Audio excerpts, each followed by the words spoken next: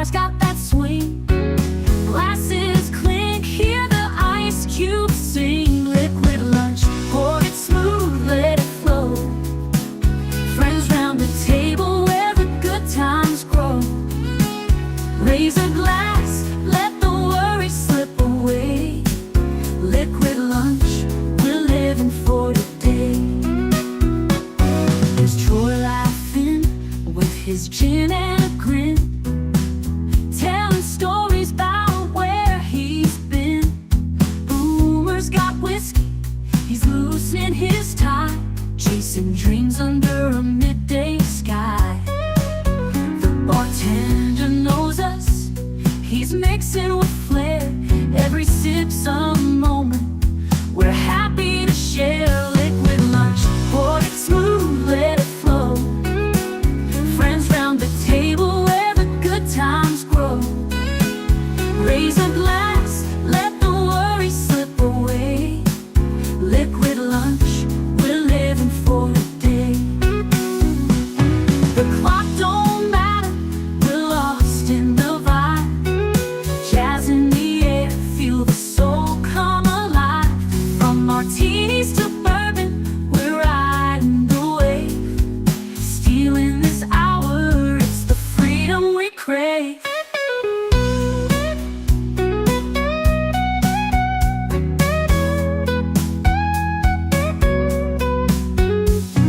Sun's still shining, but we're in our zone.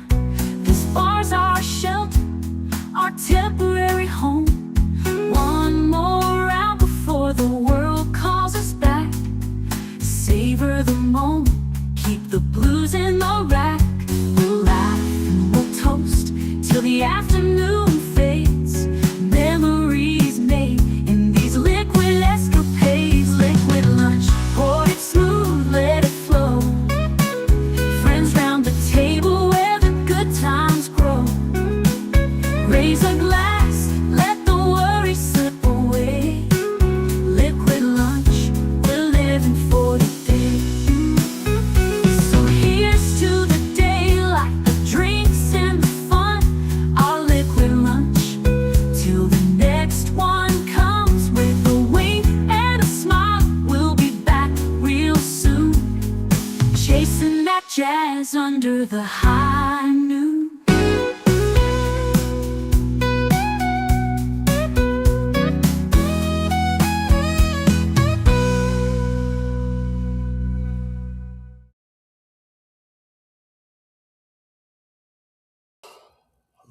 Vasalut. I feel like I'm chasing my tail here. Oh my gosh. I don't know what to tell you, man. Everything is higgledy piggledy over here. I had to reset. Firefox isn't working on most sites right now, and I don't know why. And I tried clearing my entire cache, which anyone who's ever done that knows you have to log into effing everything now, and it's a pain. I'm struggling over here, my friends. I'm sorry. Hate to start a show that way, but that's not as professional a show as I would like this to be. I'm working on it. I really am. But we do have Big Al to encourage us here by saying happy Tuesday, Liquid Lunchers. Enjoy the show, my friends. Have a great stream, Troy. Well, I hope so. Now that we're going and you guys are all here, I'm sure things will start looking up. Welcome, Connie Cleary, the bird woman of YouTube and Fluff Chick Productions. It's always good to see you. Me and my Leering Center. Good to see you, my friend. Jonathan Conroy says, hail all, smash the like button and enjoy the show. Yes, please do that. And he's here to wish me a good afternoon, too. Hello, love of my life. Good to see you, too. Please do all the clicky things. That would make me very, very happy today. Deep thoughts with Troy Pacelli. I don't know how deep they're going to be, but since it's Tuesday, the thoughts I'm looking for are yours. What are you guys thinking about, and what do you want to talk about? Merpa, it's Tuesday, thinking about how swift and sharp that battle axe is, the Ferengi Mining Consortium has been waiting to watch it fall. Like, share, subscribe, and become a member. Yeah, I hear there's going to be a lot of people no longer working at those dilithium mines in the very, very near future. And Geek Flag with Nate Noah says, like, share, subscribe, comment, become a member. And if you're going to give a super chat of $5 or more, why not give a gifty instead to make our family grow? Yes, I would greatly appreciate that. So, what are we going to talk about today? What is on your mind? I'm telling you, we saw a movie last night. The members did a movie called Tenet. And I'll tell you something, that was a head scratcher. So glad that we had deleted scenes there who had seen the movie before, watched some lore videos, and was able to give us a little bit of a leg up on what it was we were watching. I didn't go in feeling completely lost. I had a bit of a guide. Troy, I know exactly what you're talking about. I am going through the exact same problem with my computer. I don't know what it is with Firefox. I'm at the point where I'm probably going to end up completely uninstalling and reinstalling Firefox. I noticed that I couldn't access Hasbro Pulse yesterday. I couldn't access PayPal. And there were a couple of other sites where you get to the page and it doesn't load and you can't click on anything. And I did everything that Firefox said you're supposed to do and it's still not working. So I'm going to completely uninstall Firefox and reinstall it, which means, like I said, difficulty accessing things. Right now, I can't figure out how to get back into freaking MeWe. So I'm cut off from most of the communications that I need with people behind the scenes for these shows. And then, I'm literally trying to get to, hold on a second. I'm literally trying to get the show running, and then other stuff is coming at me, and there's questions, and I can't focus on more than one thing at once. I'm just not that intelligent. Happy 23rd birthday, Charlotte Nightstar the Werewolf. Happy birthday to you. Okay. Give me a second here. Happy birthday to you. Happy birthday to you. Happy birthday, Charlotte Nightstar. Happy birthday to you. Welcome. I hope you are having a wonderful one. I'm so glad you decided to include us in your birthday festivities. So that's something to think about. Birthdays, right? Birthdays are a wonderful thing. I just celebrated one last week. Charlotte is celebrating one today. Oh, 23. Just a child, just a little pup. That's such a blessing. It is absolutely such a blessing. 23 is old enough to do legally all the things that you probably want to do, but you know, not so old that you can't do them yet anymore, well, of course, I'm singing to a werewolf. That's how you got to do it. Gosh, yeah, see, I'm old enough to remember the original broadcasting werewolf, Wolfman Jack. Ooh. Yeah.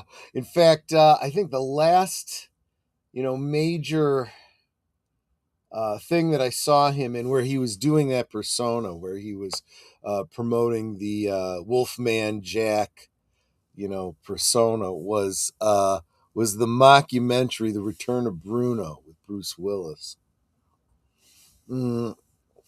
Let's see. Yeah. he the whole shtick behind this mockumentary was that Bruce Willis was playing this fictitious, legendary figure from rock history called Bruno Radellini. And so all of these different celebrities were being interviewed in that documentary style. And I'm not sure if they were given scripts or if they were just improvising memories of this fictional character. But Wolfman Jack said that he was what radio station was he at? Was he out of Philly? I can't remember. But he said, "Yeah, I was working at this station out in Philly, and we had Bruno in the studio, and he comes in and he's like, he just grabbed the mic from me and goes, 'You're watching the Wolfman Jack Show, ah, woo!' And it just kind of stuck." And I'm like, that's pretty cool. That's pretty cool. Elton John said of Bruno, he said, with Bruno, everything was about excess, and it's worked for me. What was it he said? Oh, yeah, he was also saying the story about how Benny and the Jets came about, and he said my friend Bertie Taupin wanted me to name the song after him, and I said I don't know, and Bruno said, well, why don't you call it Bruno and the Jets? And I thought that was even more egotistical. So I said, nah, neither of you. I'm going to call it Benny and the Jets. um, yeah, Wolfman Jack is a legend. There's absolutely no doubt about it. And he's one of those characters, him, and there's a lot of guys that were really popular across all of entertainment in the 70s. Wolfman Jack was one, Donnie and Marie, Sonny and Cher, Howard Cosell. These are all personalities that a lot of younger people have no idea who this is. So you see a movie like if you go back and you watch like well, I just mentioned Howard Cosell.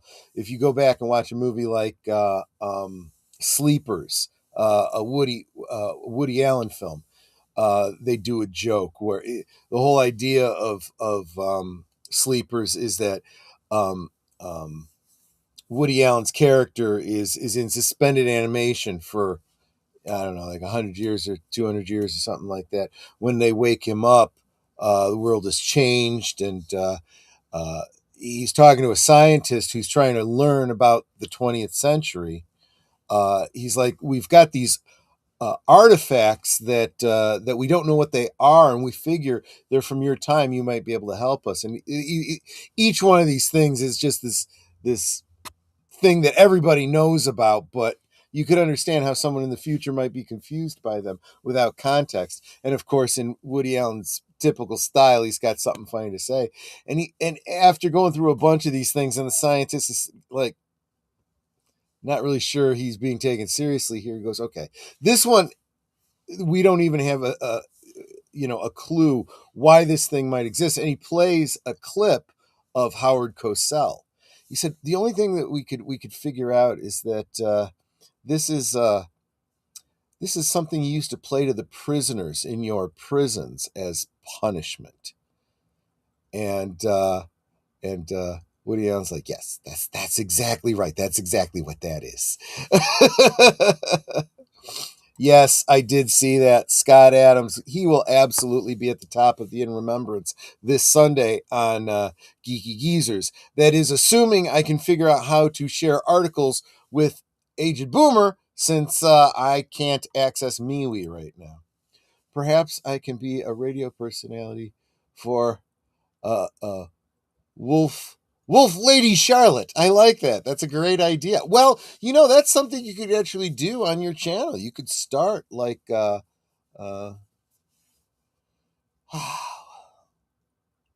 lady Lady Wolf.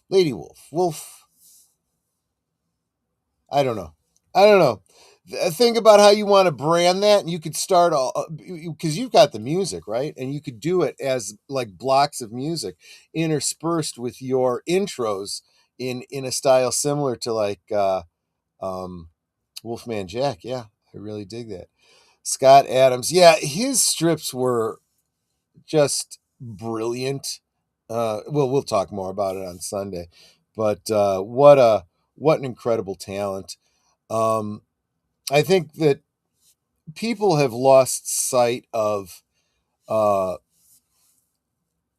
we talk about entertainment all the time now, and I think we've very much lost sight of the fact that it's not just about entertainment.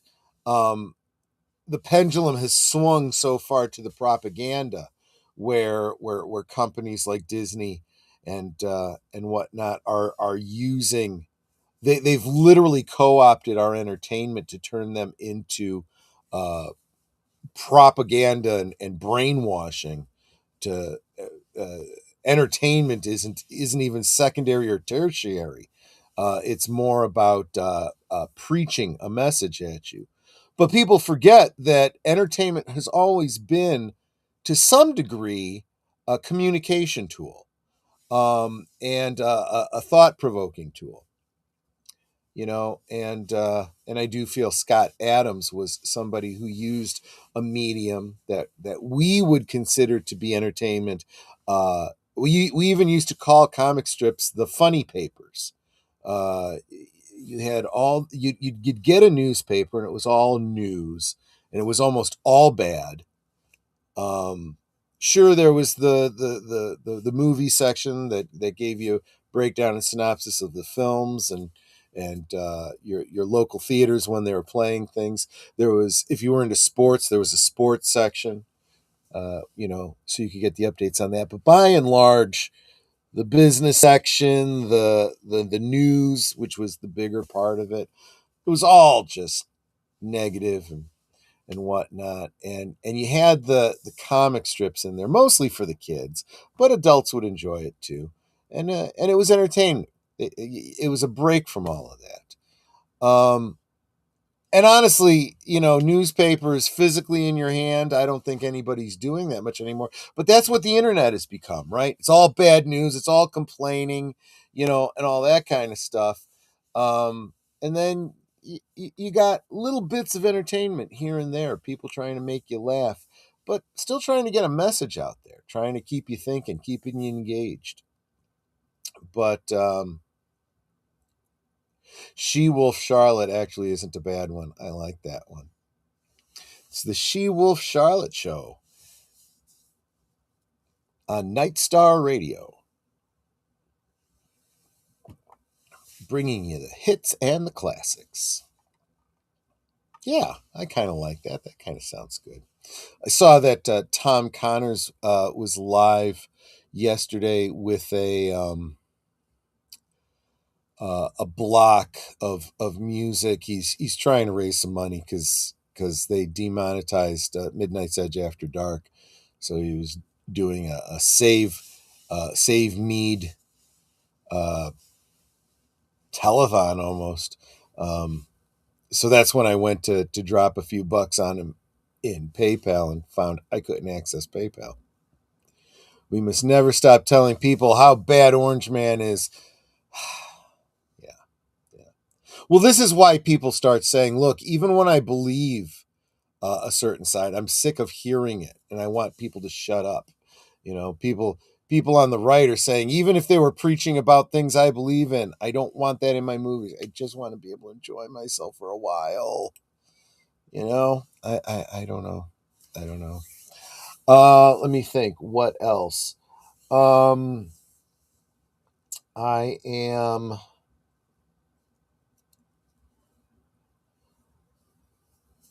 I just have so many projects that are half done. I am like, they talk about kids with ADD or ADHD or whatever, where they just can't focus and they're just all over the place. And I don't know if this is like that, but I've got like 1,000 projects all half done with stuff strewn all over the place, and I really need to focus on just one.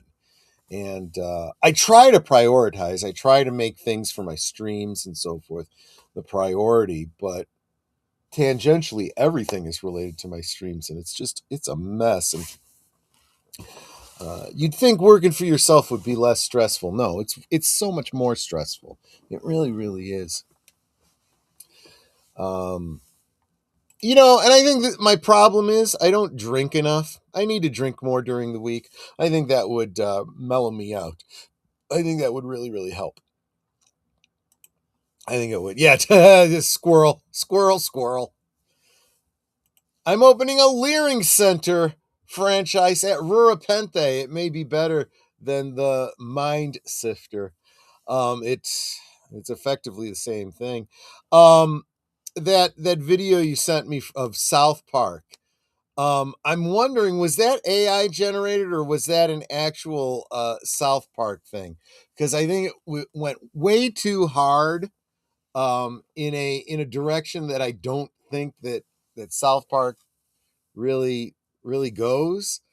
But it definitely did come off as South Park, at least to someone like myself who's only ever seen clips and never actually watched a whole episode of South Park.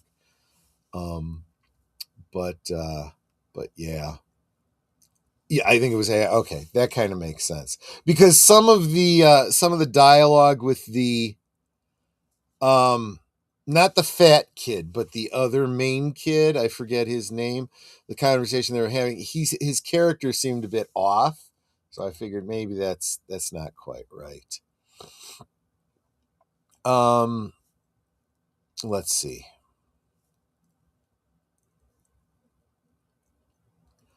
What else is going on? I honestly don't care about Mark Ruffalo. I really don't. I don't think anybody really does. Sequel to The Housemaid, understandable. I want to see The Housemaid. I really, really do. I guess Kit Harrington is all pissed off with people that didn't like the end of Game of Thrones. Maybe he's forgotten, but most people that were on the show knew that it sucked before it even came out. Um, oh yeah, I I mentioned this yesterday, and again, this is just me getting off on a tangent, chasing at some more squirrels, because it's just how it goes. Let me go ahead and share my screen here. Yeah, that was from the movie last night, Tenet. Oh God, that was a good movie. I really gotta parse that one in my head a bit. So apparently Hollywood braces for another shutdown as SAG-AFTRA strike threats loom over 2026 contract talks.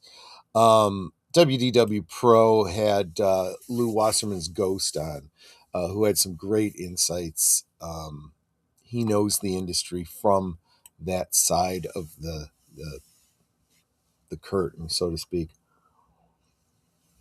And he said some things that made me feel kind of vindicated in my commentary from last year, when the writers and directors were on strike, um, and it was all about AI and all of that kind of stuff. I said these people are idiots. They're going to get what they think they want, and then Hollywood is going to then turn around and say, "Oh, okay, so now you got the money you want, you got the health care you want, you got all the guarantees that you won't be replaced by AI, and then we're just going to go outside the United States and we're going to get when we need actors and grips and dolly people and stuff, we'll just get people that'll work for way less, that we don't have to pay benefits to, and we'll just use AI, overseas, and uh, re-export things back in." And there was all this talk about tariffs against movies done outside the United States. We knew at the time you can't really apply tariffs to something like movies.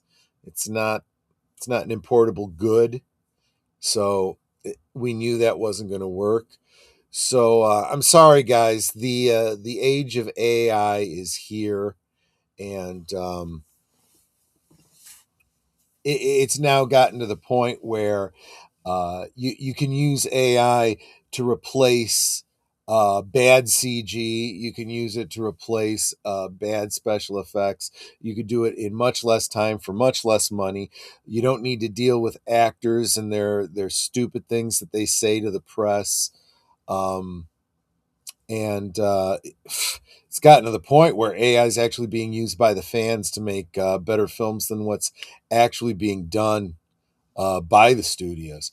I swear to God, every time Mark Ruffalo opens his mouth, it just proves how dumb he is. Yeah, exactly. I couldn't care less about him. AI, absolute insanity. Well,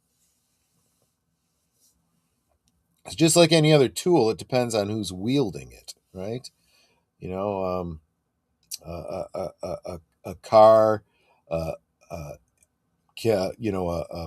a minivan can be used to shepherd your kids around to sports practice and to and from school, and it can take you on an excursion to go to a convention and travel the country, or it can be used as a deadly weapon.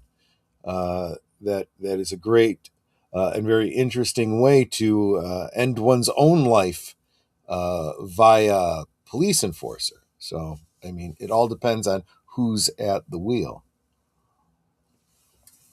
But anyway, the other thing that's on my mind, obviously, very much is early in the week, I update my promos, and I was scrambling to get them done today because we've got some interesting things coming up this week that I want to share with you.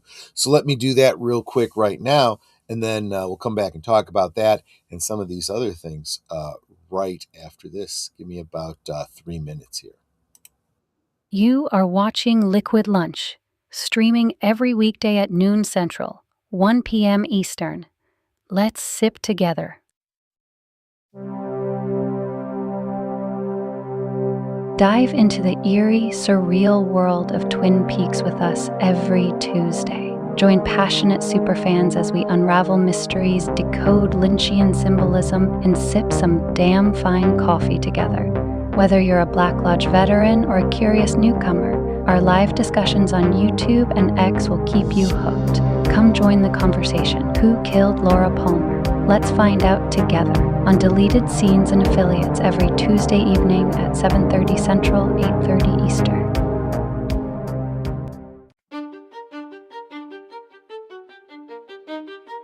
This week on Last Call presents The Adventures of Sherlock Holmes. When a notorious retired builder is found dead, his recently named heir is the prime suspect. Knowing that he is about to be arrested for the murder, John Hector MacFarlane asks for Sherlock Holmes's assistance in establishing his innocence. Can Holmes deduce who did in fact murder the Norwood builder? We'll uncover the answer Tuesday at 9 p.m. Central, 10 p.m. Eastern. This week on Netters Network, we're talking to somebody with a channel that every cinema and song enthusiast will really love. Wilkie's Movies and Music is growing by leaps and bounds, and we're going to give you a chance to find out about it, to subscribe, and maybe even become a member. This Thursday on Netters Network, 9 Central, 10 Eastern.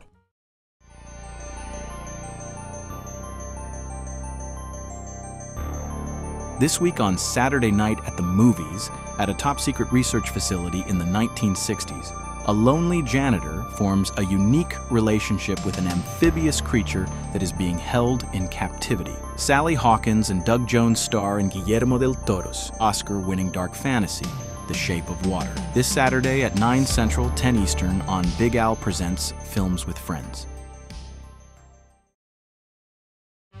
Every Sunday evening, Aged Boomer and Last Call with Troy Pacelli bring you the rundown of the week's geek news, or at least what they think is interesting. You may have heard about it elsewhere, but Boomer and Pacelli spin it like only two old geezers can. It's Geeky Geezers, every Sunday evening at 8 Central, 9 Eastern.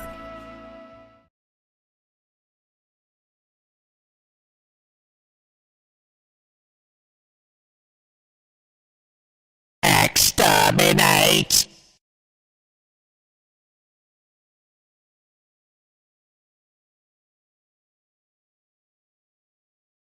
We now return to our liquid lunch. Geek Flag is enjoying AI. It lets me get my thoughts and ideas out there. It's just a tool. And then I think that's you dropping a link to one of your videos. You've got a lot of great ones. They're kind of filling up my feed when I'm looking at shorts. Why did the AI announcer adopt a Latin accent when he says Guillermo del Toro's name? Because Guillermo del Toro is a Latin name. It's Spanish, It's Guillermo, not Guillermo. It's Pacelli, right? You put an Italian accent on that. You don't say Pacelli.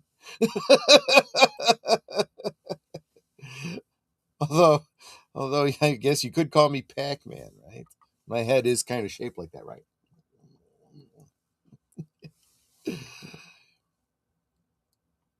Inebriate. I like that. Oh, that's funny. Oh, that's good. That is very, very good. Yeah, I got to give Larry credit. He's doing his best. I'll listen to an audio recording and I'll go, yeah, why not? But we are going to be talking a lot more about AI this Friday. It's another one of our AI news breakdowns. And if you pay any attention to my opinions on AI, they fluctuate wildly. Sometimes I feel very strongly in favor of it. Sometimes I feel very strongly negative about it. And that's pretty much about how I am about just about everything. So, you know, so that's kind of the way it goes. But yeah, I have great concerns about, and I guess this relates partially to AI. I do feel like it's a great tool that could free up a lot of creators, like Nate, right? Like Nate, who's doing. Right now, they're not full on stories, but they're little clips, little teasers of a story that he is working on, that I find incredibly compelling. I obviously use it to help me with. There are some channels out there that are literally just all AI. The voice you hear is generated by AI. The script it's reading is AI generated. The art is all AI. Um, Even the text in the title is AI. And the worst part about it is it seems like there is nobody doing any kind of proofreading before they upload and broadcast, and this is what people are referring to when they say AI slop, you know, whereas, if you have one AI generate a script, then you go through and you read it and you edit it. That doesn't sound very good. Let me fix that. Let me fix that. Real human editing, right? And then take that maybe to another program, have the program read it. Now let me change the inflection on that. Read it a little faster, read it a little slower. These AI vocal programs are now getting the point where you can give them the same kind of direction that you would give a voice actor.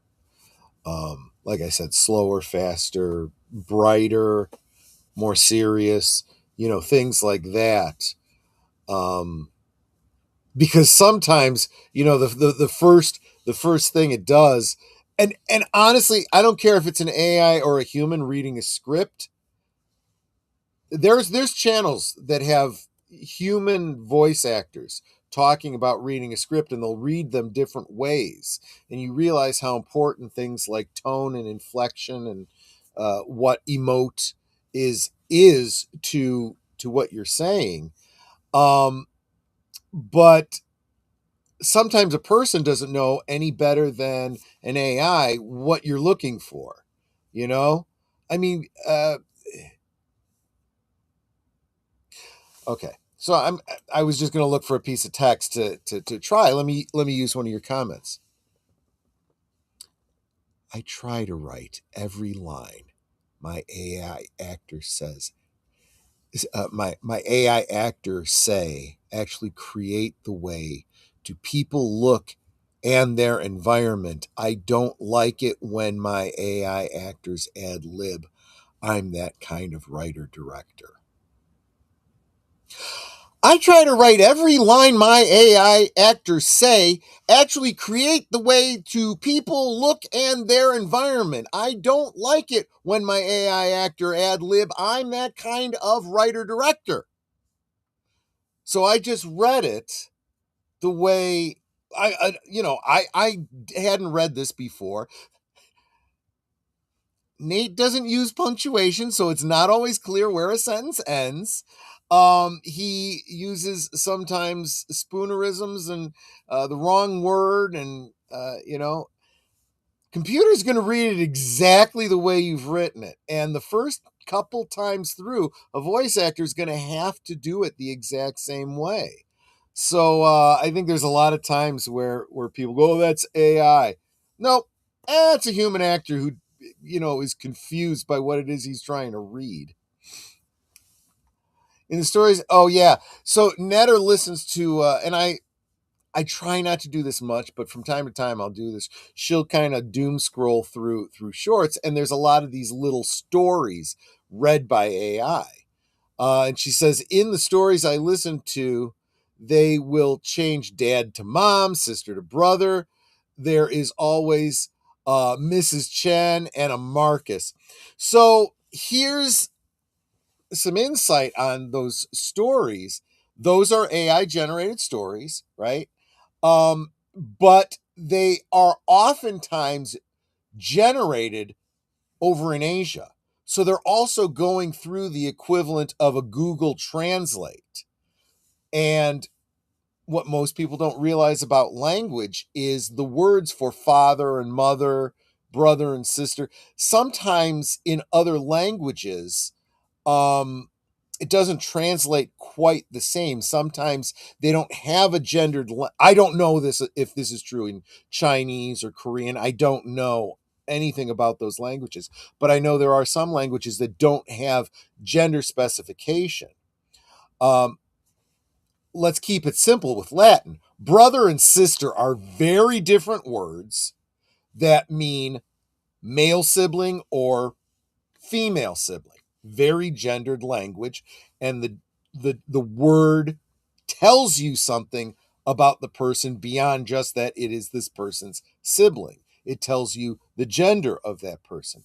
The same is also true in Spanish, but the words aren't quite so different. It's the ending of the word, hermano or hermana, which tells you if it's brother or sister. There are some languages where sibling is the word, and you have to either augment it with an affix or a prefix that tells you what the gender is to make it brother or sister, or it is meant to be indefinite because you don't know if it's brother or sister, just that they're a sibling, or you figure it out from the context. Well, AI is not good at context. So if it's translating that, it may fluctuate back and forth between brother and sister when it means the same person because it doesn't understand the context. And sometimes you won't either until you're well into the story and you go, oh, the AI is making, mistakes about, brother and sister. The first one is pretty damn good, but I still made mistakes because punctuation and word order. Actually, that's the opposite, Troy. The majority of language have very gendered languages. No. I get that. I wasn't making a generalization about how many languages do. I'm just saying there are some that do and some that don't. And translating between the two can be very confusing to an AI, especially. You can tell in Japanese writing whether a man or woman wrote it because they have different symbols. Yeah. That's the other thing too. Symbols as opposed to a phonetic language. Yeah.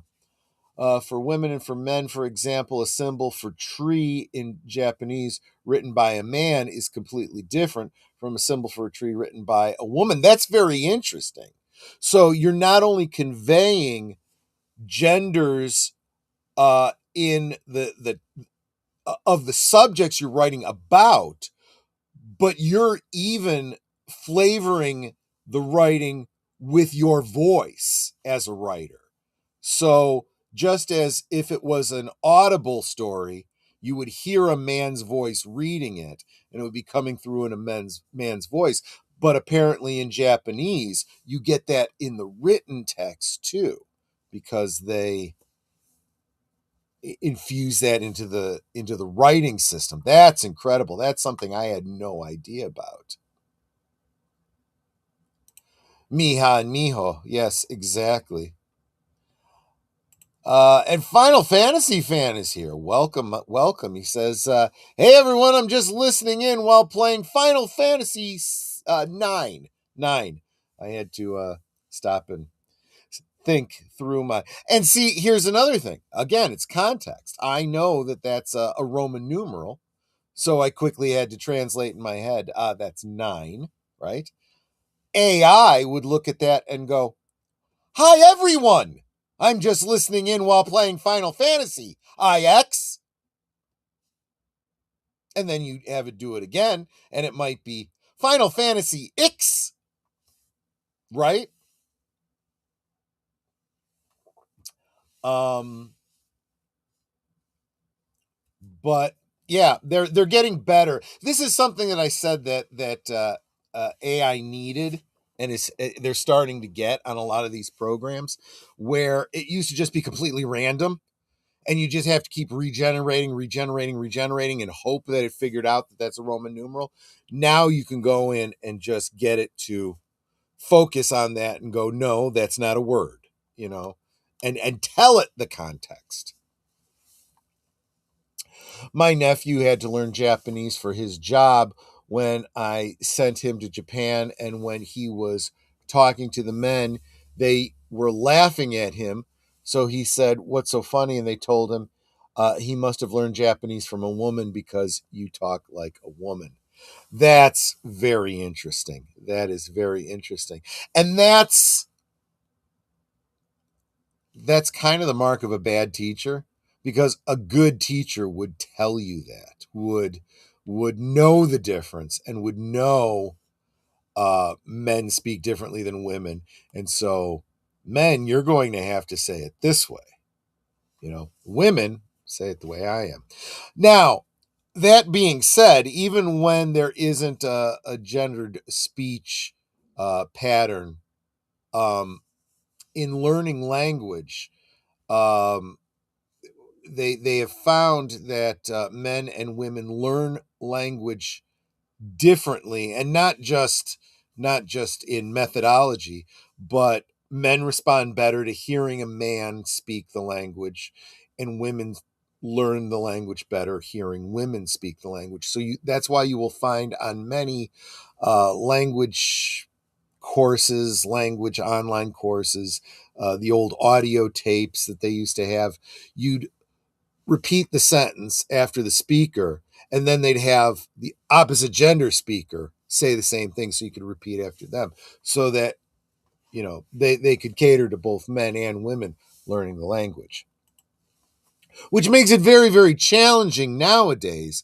because now you need 25 different people to cover all the new genders we have these days.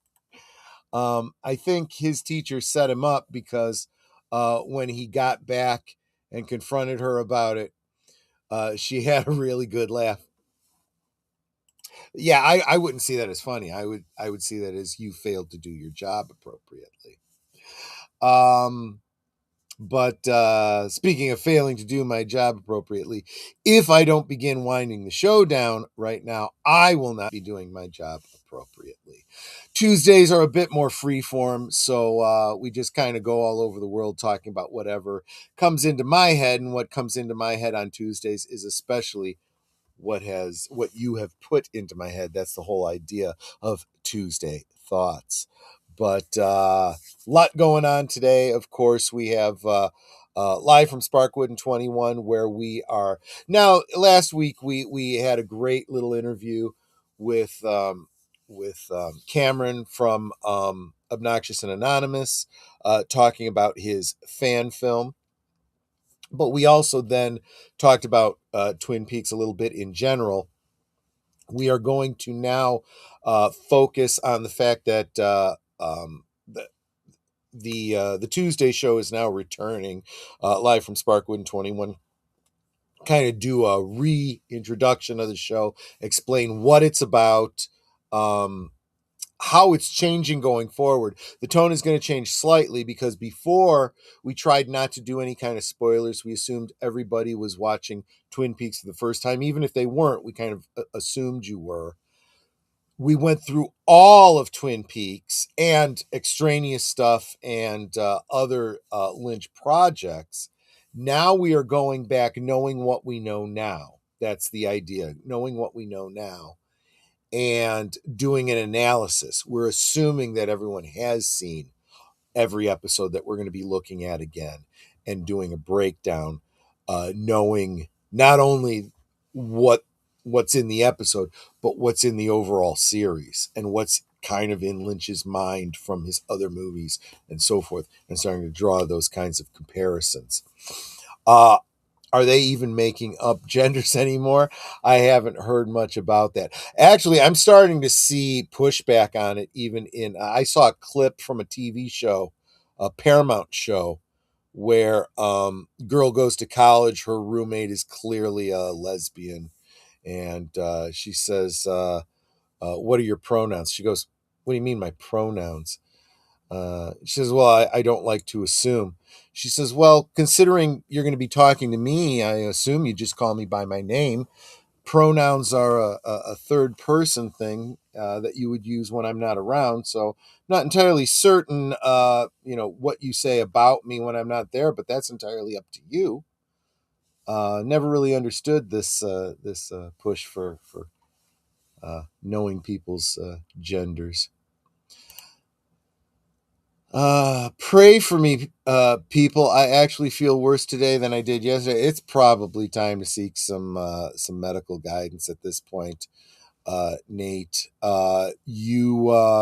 Sometimes it's really just as simple as they're going to tell you, well, we can't give you any medication, but maybe we can get you on an IV, get the electrolyte count up, get you more hydrated.